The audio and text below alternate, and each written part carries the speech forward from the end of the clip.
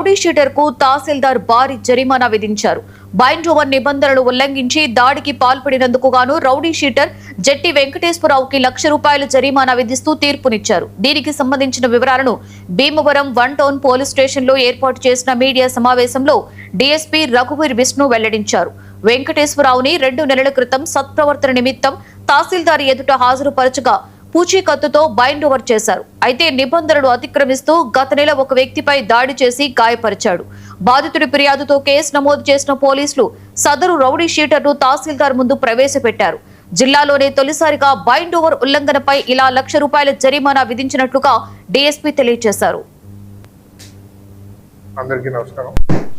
జట్టి వెంకటేశ్వరరావు అనే అతను మన 1 టౌన్ పోలీస్ స్టేషన్ లో రౌడీ షీటర్ గా ఉంటున్నారు. ఆయన గతంలో 2016లో మర్డర్ కేసులో ముద్దాయి.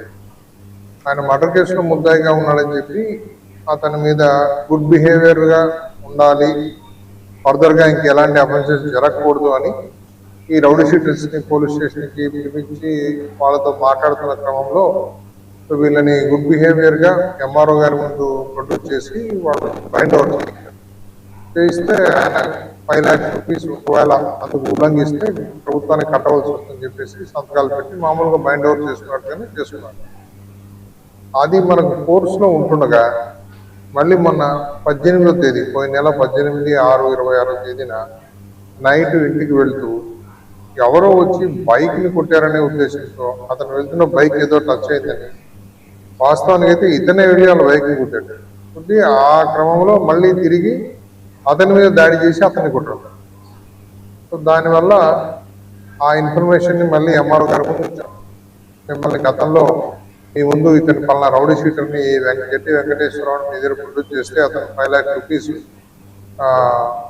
ఈ పీరియడ్ లోపు నేను ఏదైనా వేరే నేరం చేస్తే గవర్నమెంట్ వారికి ₹5,00,000 చెల్లిస్తానని ఆయన బాండ్ మీద సంతకం చేయడం జరిగింది. అందరికీ నమస్కారం.